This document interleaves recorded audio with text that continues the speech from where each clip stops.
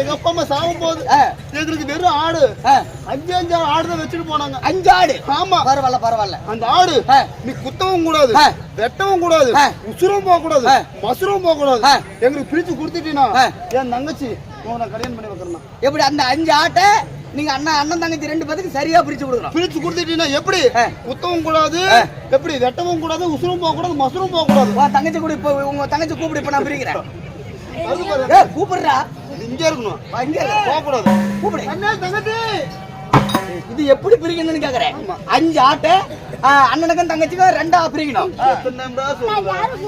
தங்கச்சி. ஆமா தங்கச்சி. தங்கச்சி அடிக்குது கேளுடா.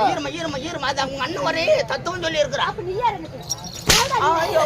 என்னடா நான் உன் தம்பி. தம்பி கூட போறியா? இல்ல ஒரு வயசுல போறியா? யார் இல்ல சித்தப்பா ஓட்டு பையன். அப்படி நில்லு.